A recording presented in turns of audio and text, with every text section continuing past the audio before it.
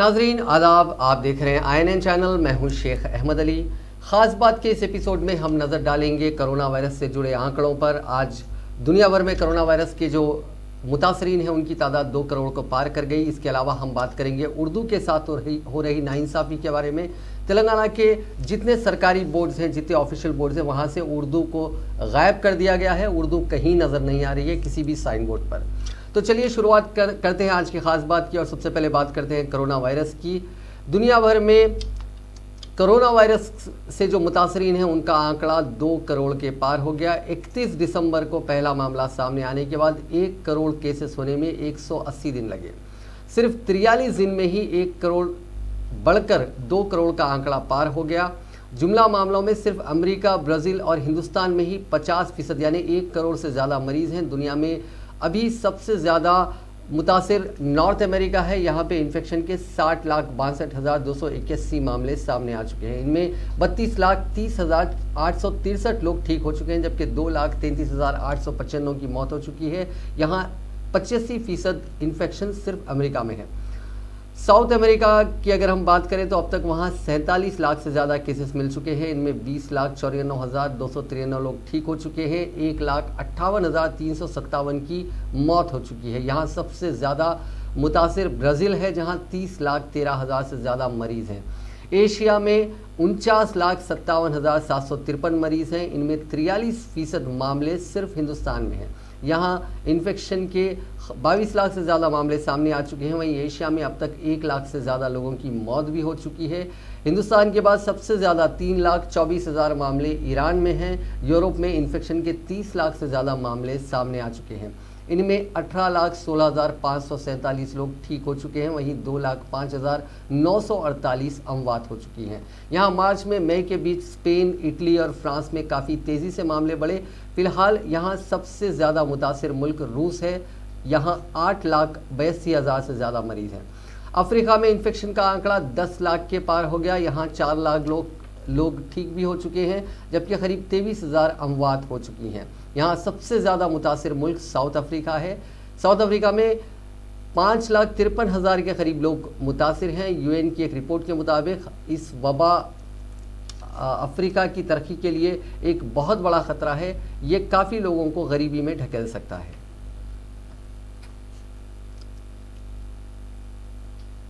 हिंदुस्तान में एक दिन में कोरोना वायरस के इन्फेक्शन की वजह से 1,007 अफराद की मौत हो गई है। महाराष्ट्र, तमिलनाडु और कर्नाटका रियासतों में सबसे ज़्यादा अमवात हुई हैं।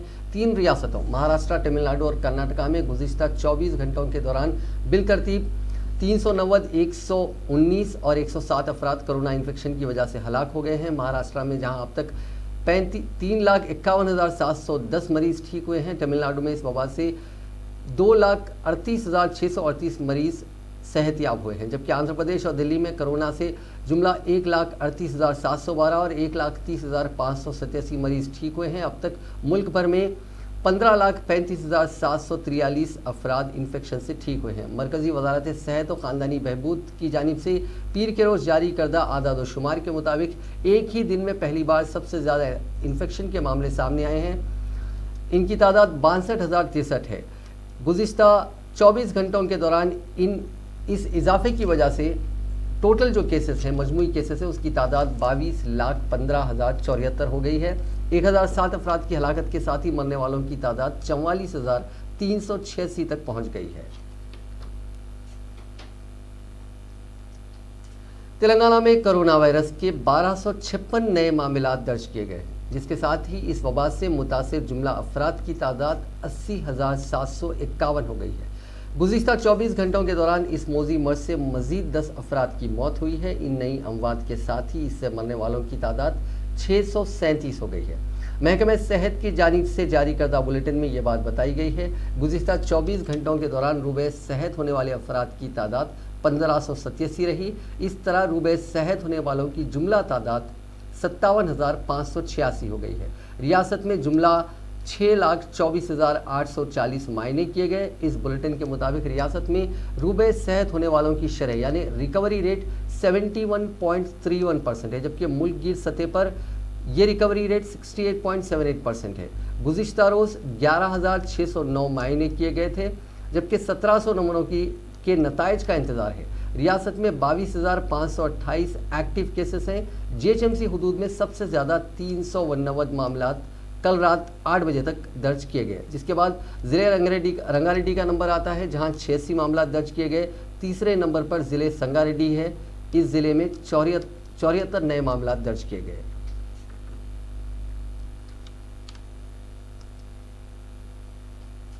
हिंदुस्तान में गुज़िश्ता 24 घंटों के दौरान कोरोना वायरस के 54,859 मुतासरीन के सेहतयाबी से शिफायाबी की शरह 69.33 हो गई है। मरकजी वजीर सेहत और ख़ानदानी बहबूद डॉक्टर हर्षवर्धन ने कोरोना वायरस से निजात पाने वालों की तादाद 15 लाख के पार होने पर खुशी का इजहार करते हुए पीर के रोज़ कहा कि कोविड-19 हार रहा है और मुल्क जीत रहा है। ये सब कुछ डॉक्टर्स, नर्सों और अगली सफ़ों में यानी फ्रंटलाइन वॉरियर्स जिन्हें हम कहते हैं, वो तिब्बी अमले की बेलौस खिदमत और लगन की वजह से मुमकिन हुआ है। मरकज़ी वजारत सेहत और ख़ानदानी बहबूद की तरफ से आज जारी होने वाले आदाद-ओ-शुमार के मुताबिक 9 अगस्त को मुल्क भर में मजमूई तौर पर 54,859 अफराद कोरोना वायरस के इन्फेक्शन से सेहतयाब हो गए, जिससे शिफायाबी की शरह 69.33% हो गई है। इसी तरह अब तक पूरे मुल्क में 15,35,743 मुतासरा मरीज कोरोना वायरस से निजात पा चुके हैं। गुज़िश्ता 24 घंटों में कोरोना वायरस के 62,000 से ज़्यादा नए मामले भी दर्ज हुए थे। हालांकि रिकवरी रेट को लेकर हुकूमत काफ़ी जोर दे रही है कि रिकवरी रेट काफ़ी अच्छा है।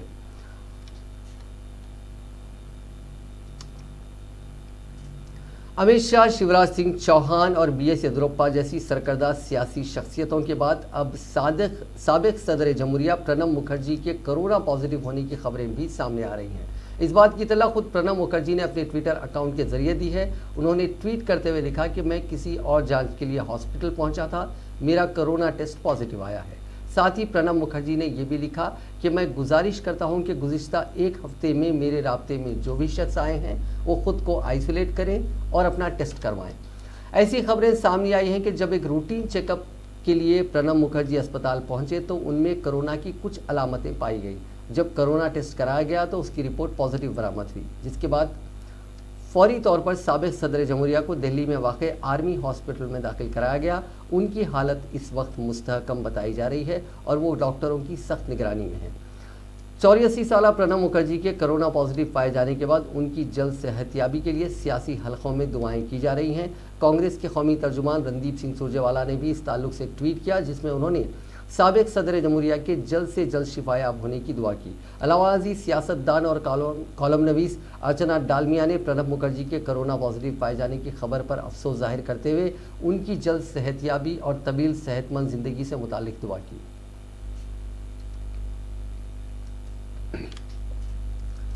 लॉकडाउन और कोरोना के सबब बिहार के मदरसों की माली हालत बेहद ख़राब हो गई है। रमज़ान के महीने में भी मदरसों को माली ताउन नहीं मिल सका और मौजूदा वक्त में भी लोगों की जानिब से मदारिस को माली ताउन नहीं मिल रहा है। ऊपर से सैलाब आने के बाद मदरसों की मुश्किलें और बढ़ गई हैं। वाज़ेह रहे कि रियासत में करीब 10,000 ऐसे मदरसे हैं जो पूरी तरह से लोगों के चंदे पर चलते हैं। इसके अलावा मकातिब हैं और मकातिब की हालत और भी ख़राब है। दरअसल मगरबी चंपारण, मशरकी चंपारण, श्योहर, सीतामढ़ी, सिवान, गोपालगंज, दरभंगा, मधुबनी, सुपौल, अरारिया, कटिहार, पूर्णिया और किशनगंज में सबसे ज़्यादा मदरसों की तादाद है और ये वही अजला हैं जहां सैलाब तबाही मचा रहा है। माहिरीन तालीम के मुताबिक मदरसा पहले से ही माली दुश्वारियों का सामना कर रहे थे, ऊपर से सैलाब ने रही सही कसर पूरी कर दी। ऑल बिहार मदरसा शिक्षक संघ के रियासती सदर मौलाना इमरान आलिम के मुताबिक हज़ारों मदरसे बंद होने की कगार पर हैं। अगर वक्त रहते अहले खैर हजरात ने मदरसों पर तवज्जो नहीं दी तो मदारिस का तालीमी निज़ाम दरहम बरहम हो जाएगा। वहीं अमारत शरिया बिहार ने भी मदरसों की इस सूरत हाल पर तशवीश का इजहार किया है। अमारत के नायब नाजिम मौलाना मुफ्ती सनाउल खुदा कासमी के मुताबिक मदरसों का एक साल का बजट होता है, लेकिन ज़्यादातर मदरसों में बजट के एतबार से रकम नहीं है। नतीजे के तौर पर तदरीसी और गैर तदरीसी मुलाजमीन के साथ ही तुलबा की मुश्किलें काफ़ी बढ़ गई हैं। माली कमज़ोरी मदरसों के निज़ाम को ख़राब करने के लिए काफ़ी है। मौलाना मुफ्ती सनाउल खुदा कासमी ने कहा है कि मदरसों में ऑनलाइन तालीम का भी इंतज़ाम होना चाहिए और जो लोग मदरसों को ताउन करते हैं या जिनके सबब मदरसों की ज़िंदगी पटरी पर रहती है, उन्हें अब हर हाल में मदारिस के मसले पर तवज्जो देनी चाहिए। गौरतलब है कि हुकूमत महज मलहका मदरसों को यानी रिकग्नाइज मदरसों को ग्रांट देती है, लेकिन ज़्यादा तादाद निजी मदरसों की है जहां तालीम का बोलबाला है। अगर इन मदरसों की माली हालत ठीक नहीं की गई तो आने वाले दिनों में हालात मजीद नागुफ्ता हो जाएंगे।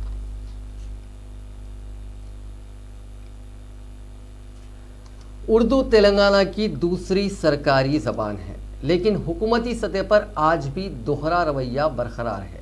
शहर हैदराबाद में भी तमाम सरकारी दफातर में उर्दू को कम से कम दूसरा दर्जा भी नहीं दिया जाता। न साइन बोर्ड्स पर और न ही किसी और काम में उर्दू का इस्तेमाल देखने में आया। हालिया कुछ अरसे से शहर हैदराबाद में वजीर बल्दी नज़्म नस्क KTR मुख्तलिफ फ्लाई ओवर्स का इफ्तिताह कर रहे हैं, लेकिन किसी भी फ्लाई ओवर पर उर्दू साइन बोर्ड नज़र नहीं आया। सिर्फ तेलुगु और अंग्रेजी में ही फ्लाईओवर के नाम लिखे गए हैं। हत्ता कि पुराने शहर में भी जहां उर्दू बोलने वालों की एक बड़ी तादाद है, उर्दू को नज़रअंदाज किया गया। हुकूमत ने दिल को खुश कर देने वाले कुछ नारे तो लगा दिए, लेकिन उर्दू के लिए हकीकी काम अभी भी बाकी है। याद रहे कि साबिक में आंध्राई कायदीन पर उर्दू के साथ दोहरे रवैये का इल्ज़ाम लगाया जाता था, लेकिन तेलंगाना के क़याम के बाद भी कोई तब्दीली नज़र नहीं आती। शहर की शाहराहों, सड़कों और चौराहों पर कम से कम तेलुगु के साथ साथ उर्दू भी नजर आती तो यह रियासती सरपरस्ती कहलाती, लेकिन ऐसा कुछ नहीं हुआ और ना हो रहा है। उर्दू के लिए काम करने वाली तंजीमों ने भी इस मामले पर अपनी आवाज़ उठाई, लेकिन कोई मुस्बित काम नहीं हुआ। आज जबकि SRDP यानी स्ट्रैटेजिक रोड डेवलपमेंट प्रोग्राम के तहत कई नए फ्लाईओवर्स और शहर भर में तामीर किए जा रहे हैं, लेकिन उन पर उर्दू का नामो निशान नहीं है। KTR की जानिब से इफ्तिताह किए गए फ्लाईओवर की तस्वीर पर कई अफराद ने सवाल किया कि उर्दू को क्यों नज़रअंदाज किया गया। ये मसला फेसबुक और ट्विटर पर काफ़ी लोगों ने उठाया। आमतौर पर काफ़ी चौकसी से हर बात का जवाब देने वाले KTR इस मामले पर खामोशी रहे। हुकूमत इस हकीकत को समझना नहीं चाहती कि सरकारी बेरुखी से कोई जिंदा ज़बान ख़त्म नहीं होती, बल्कि बाकी रहती है। बात सिर्फ यह है कि चंद छोटे इक़दामात से हुकूमत उसकी बका में अपना नाम भी शामिल कर सकती है। वज़ीर आज़म नरेंद्र मोदी ने आज कहा है कि मुल्क के हर शहरी को जदीद सहूलियात की फराहमी और उनकी ज़िंदगी को आसान बनाना उनकी हुकूमत का फ़र्ज़ है, और चेन्नई से पोर्ट ब्लेयर तक ऑप्टिकल फाइबर की सहूलत तक पहुंचाने से लोगों को न सिर्फ सहूलियात मैसर होंगी, बल्कि दुनिया के सयाहत के नक्शे पर अंडमान निकोबार भी एक नुमाया मकाम बनकर उभरेगा। PM मोदी ने यह बात आज वीडियो कॉन्फ्रेंस के जरिए चेन्नई से पोर्ट ब्लेयर से लिटिल अंडमान और पोर्ट ब्लेयर से जजीरे स्वराज तक submarine optical fibre cable connectivity मंसूबे के मुल्क को मख्तस करने के मौके पर कही। PM मोदी ने कहा कि बेहतर नेट कनेक्टिविटी आज किसी भी सयाहती मकाम की पहली तरजीह बन गई है। मुझे उम्मीद है कि इस दहाई में हमारी कोशिशें अंडमान और निकोबार वहाँ के लोगों को न सिर्फ नई सहूलियात दें, बल्कि पूरी दुनिया की सयाहत के नक्शे में भी अहम मकाम के तौर पर कायम करेगी। हमारी कोशिश रही है कि मुल्क के हर शहरी, हर इलाके की दिल्ली और दिल से दोनों दूरियों को पाटा जाए।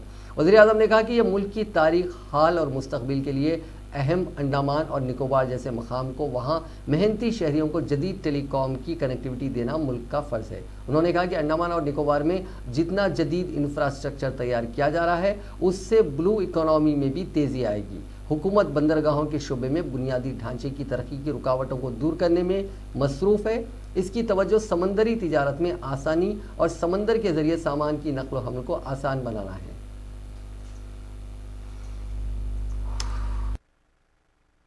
कारण अब देश के पोर्ट नेटवर्क की कैपेसिटी और कैपेबिलिटी दोनों का विस्तार हो रहा है। 3 दशक के इंतजार के बाद वेस्ट कोस्ट में भारत के पहले डीप ड्राफ्ट ग्रीनफील्ड सी पोर्ट को सैद्धांतिक मंजूरी दी जा चुकी है।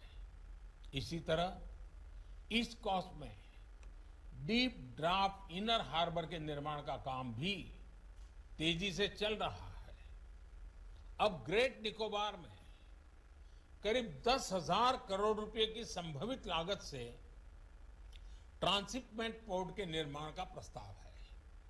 कोशिश ये है कि आने वाले 4-5 साल में इसके पहले फेज को पूरा कर लिया जाए। एक बार जब ये पोर्ट बनकर तैयार हो जाएगा तो यहाँ बड़े बड़े जहाज भी रुक पाएंगे। इससे समुद्री व्यापार में भारत की हिस्सेदारी बढ़ेगी, हमारे युवाओं को नए मौके मिलेंगे। साथियों, आज जितना भी आधुनिक इंफ्रास्ट्रक्चर अंडमान निकोबार में तैयार हो रहा है वो ब्लू इकोनॉमी के लिए भी बहुत महत्वपूर्ण है। ऐसे ही अनेक प्रयासों के कारण वजीर आजम नरेंद्र मोदी ने आसाम, बिहार, उत्तर प्रदेश, महाराष्ट्र, कर्नाटका और केरला के वज़राए आला के साथ आज वीडियो कॉन्फ्रेंसिंग के जरिए मीटिंग करके मुल्क में जुनूब मगरबी मानसून के साथ साथ सैलाब की मौजूदा सूरत हाल का जायजा लिया। मीटिंग में वज़ीर दिफा राजनाथ सिंह, मरकजी वज़ीर सेहत व ख़ानदानी फलाह बहबूद हर्षवर्धन, दोनों वज़राए मुमलिकत और मुताल्लिक़ा मरकजी वजारतों और मुख्तलिफ एजेंसियों के सीनियर अफसरान ने हिस्सा लिया। वज़ीर आज़म ने सैलाब की पेशगोई के लिए मुस्तकिल निज़ाम कायम करने और पेशगोई और वार्निंग निज़ाम बेहतर करने, जदीद टेक्नोलॉजी के बड़े पैमाने पर इस्तेमाल करने के लिए सभी मरकज़ी और रियासती एजेंसियों के दरमियान और मज़ीद कोऑर्डिनेशन को यकीनी बनाने पर जोर दिया। उन्होंने कहा कि गुज़िश्ता कुछ बरसों में पेशगोई करने वाली एजेंसियों, महकमे मौसमियात और सेंट्रल वाटर कमीशन बेहतर और ज़्यादा सही ढंग से सैलाब की पेशगोई के लिए ठोस कोशिशें करते रहे हैं। एजेंसी ने सिर्फ बारिशों और नदियों की आबी सतह की पेशगोई की, बल्कि सैलाब की मखसूस मकाम से मुतालिक पेशगोई करने के लिए भी कोशिशें कर रही हैं। मखसूस मकाम से मुतालिक पेशगोई को बेहतर बनाने के लिए जदीद टेक्नोलॉजी जैसे मसनूई जहानत का भी इस्तेमाल करने के लिए टेक्नोलॉजी की सतह पर कोशिशें की जा रही हैं।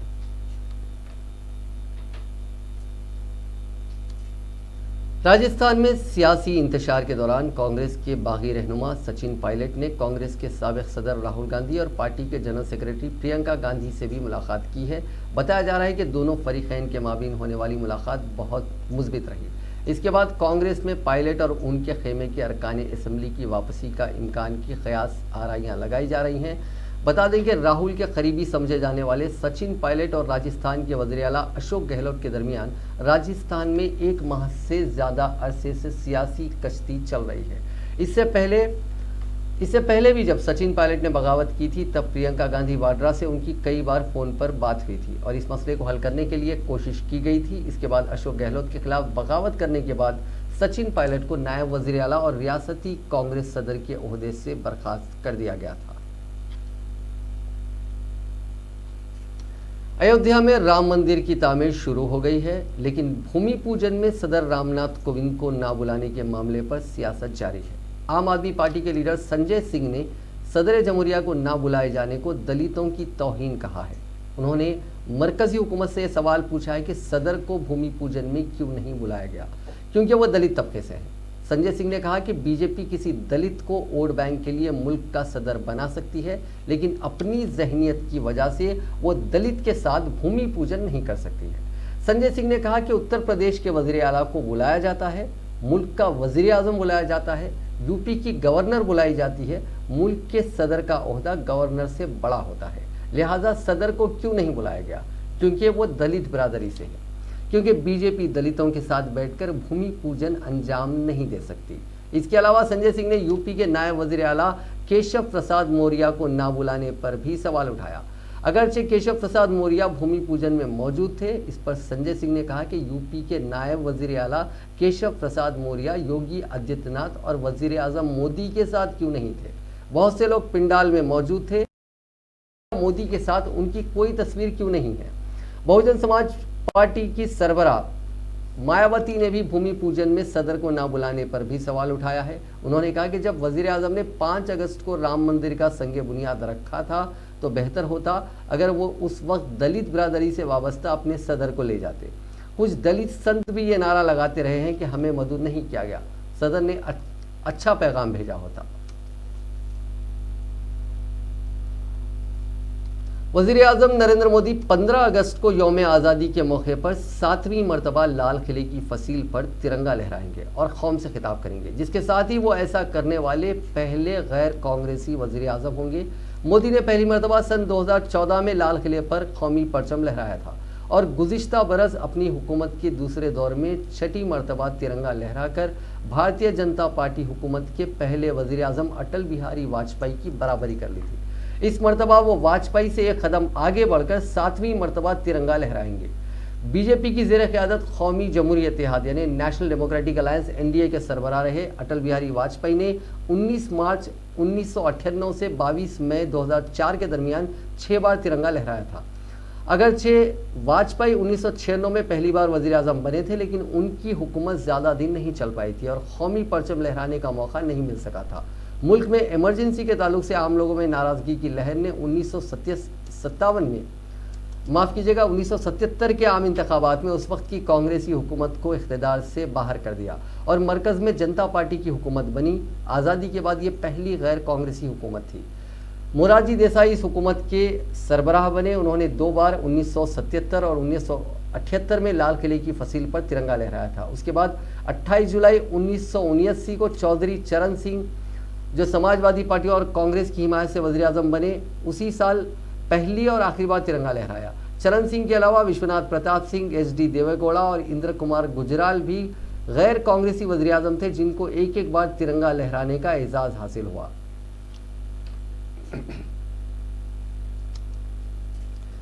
कांग्रेस के साबिक सदर राहुल गांधी ने पीर को एक बार फिर माहौलियाती असरात की तशखीस के मुसव्वदे पर हुकूमत को निशाना बनाया और कहा कि उसे वापस लिया जाना चाहिए। उन्होंने इल्ज़ाम लगाया कि EIA के मुसव्वदे का मकसद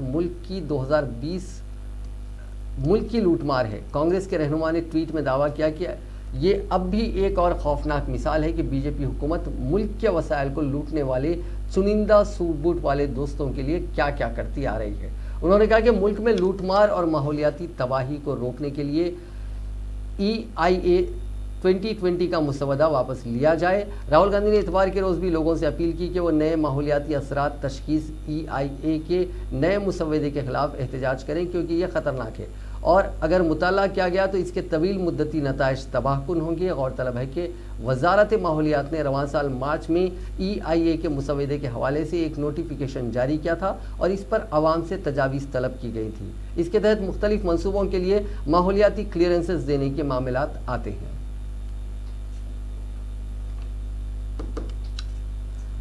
चीन के सरकारी अखबार ग्लोबल टाइम्स ने एक ट्वीट किया है। इस ट्वीट के जरिए उसने हिंदुस्तान के बाइकॉट चाइनीज प्रोडक्ट मुहिम का मजाक उड़ाया।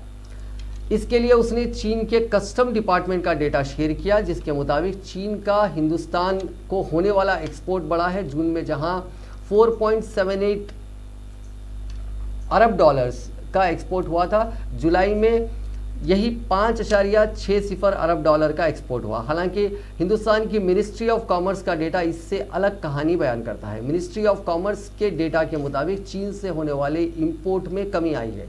चीन के कस्टम डिपार्टमेंट के डेटा के मुताबिक जून के मुकाबले जुलाई में हिंदुस्तान में होने वाला एक्सपोर्ट बढ़ा है।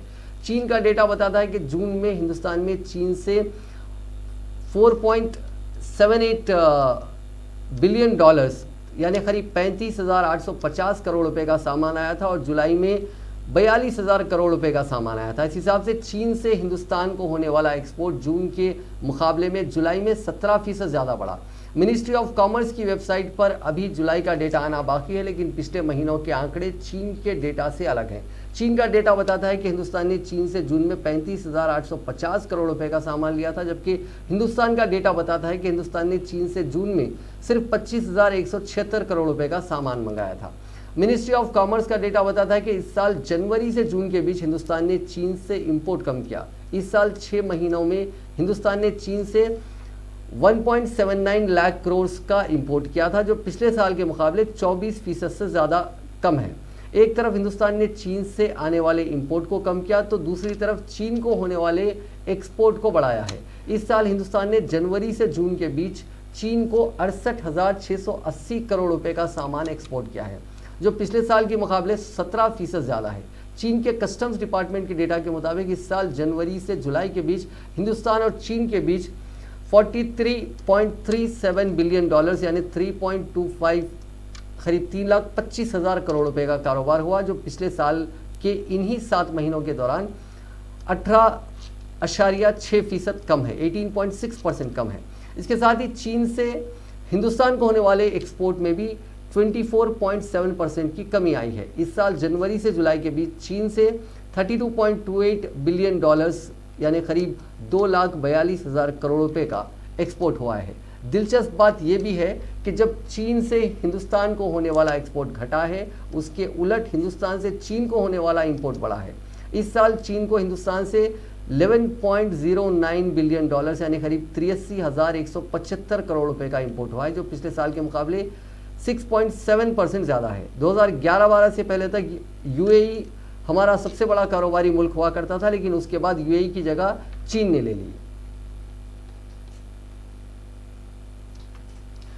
लेबनान की दारुल हुकूमत बैरूत की बंदरगाह पर गुज़िश्ता हफ्ता हुए इंदोहनाक धमाके में मरने वालों की तादाद बढ़कर 200 हो गई है। उसकी जानकारी पीर के रोज़ लेबनान की राजधानी के गवर्नर मारवान अबाउद ने दी।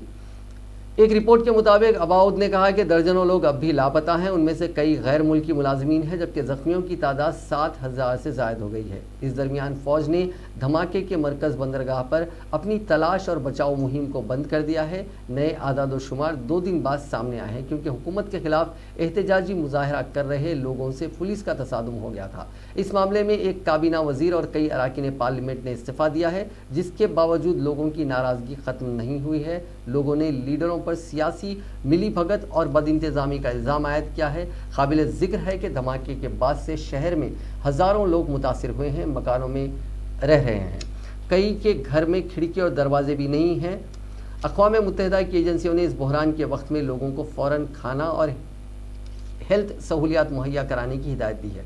बैनुल अक़वामी डोनर्स ने इतवार को फ्रांस के सदर एमिन्युअल मैक्रोन के जरिए मुनक़िद एक वर्चुअल मीटिंग में लेबनान के लिए 297 मिलियन डॉलर्स की इमदाद का वादा किया है। उन्होंने कहा कि ये फ़ंड लेबनान के लोगों को बराह रास्त दिए जाएंगे। लेबनान के अफसरान ने कहा कि यह हादसा 2750 टन अमोनियम नाइट्रेट के धमाका होने से हुआ, जिसे 6 साल से बगैर किसी सिक्योरिटी के रखा गया था।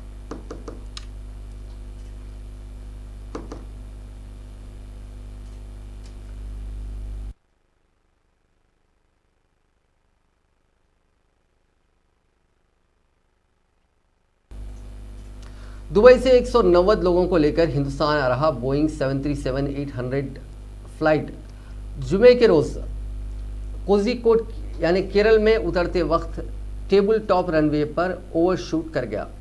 ये फ्लाइट 35 फीट गहरी खाई में जा गिरी और उसके 2 टुकड़े हो गए। इस हादसे में 18 लोगों की मौत हो गई, जबकि कई लोग जख्मी हो गए। इस हादसे के बाद कई ऐसी कहानियां सामने आई हैं जो काफ़ी इमोशनल करने वाली हैं। इस फ्लाइट में करीब 26 ऐसे मुसाफिर थे जिनकी नौकरी चली गई थी, 28 ऐसे थे जिनका वीज़ा एक्सपायर हो गया था, 54 ऐसे लोग थे जो घूमने के लिए दुबई गए थे लेकिन कोरोना के चलते वहाँ फंस गए थे। इनमें 3 ऐसे थे जिनकी शादी होने वाली थी। पायलट के दीपक साठे की पहली पोस्टिंग हिंदुस्तानी एयरफोर्स यानी इंडियन एयरफोर्स के 17 स्क्वाड्रन में हुई थी, जो वर्तमान में राफेल उड़ा रही थी। उन्हें 36 साल का एक्सपीरियंस था। 2005 में उन्होंने एयर इंडिया ज्वाइन किया। कोझिकोड हादसे में मारे गए जो चीफ पायलट है के दीपक साठे अपनी मां के बर्थडे से पहले उन्हें एक सरप्राइज विजिट करने वाले थे। उन्होंने कुछ रिश्तेदारों को बताया था कि वो नागपुर पहुंचकर मां को सरप्राइज देना चाहते हैं, लेकिन ऐसा हो नहीं सका। कुदरत को कुछ और ही मंजूर था। उनकी मां का जो बर्थडे है वो हफ्ते के रोज़ था और जुमे की रात यह हादसा हो गया। इसके अलावा दीपक की मां नीला साठे उन्होंने कहा कि उनके जो बेटे हैं उन्होंने मुल्क के लिए कुर्बानी दी है, वो खिदमत करते करते मुल्क की मरे हैं। इसके अलावा एक और जो पायलट थे, कैप्टन साठे जो थे वो अपनी बीवी के साथ मुंबई में रहते थे। वो एयरफोर्स से रिटायर हुए थे। उन्हें एनडीए में गोल्ड मेडल और सोर्ड ऑफ ऑनर भी मिला था। इसके अलावा हम बात करते हैं एक और पायलट की जो इस हादसे में जो को पायलट थे, उनका नाम है, माफ़ कीजिएगा कुछ टेक्निकल प्रॉब्लम की वजह से हम वो खबर आपको पढ़ने में कुछ तकलीफ हो रही है। दूसरे जो पायलट थे उनका नाम है अखिलेश कुमार भरद्वाज। ये मथुरा के रहने वाले थे। इनकी शादी दिसंबर 2018 में हुई थी। उनकी जो बीवी है वो प्रेग्नेंट है और 10 दिन बाद उनके घर में एक नन्हा मेहमान आने वाला है। इसको लेकर उन्होंने कई ख्वाब भी पाले हुए थे। 21 अगस्त को वो छुट्टी लेकर घर पर आने वाले भी थे, लेकिन किसको पता था कि ऐसी अनहोनी होगी और घर में किलकारियां गूंजने के बजाय मातम मनाया जाएगा। ऐसी बहुत सी कहानियां हम आपको इस फ्लाइट से जुड़ी हुई हैं जो हम आपके सामने आगे पेश करते रहेंगे। नाजरीन, आज की खास बात में बस इतना ही। आपसे कल मुलाकात होगी कुछ और अहम खबरों के साथ, कुछ और दिलचस्प खबरों के साथ।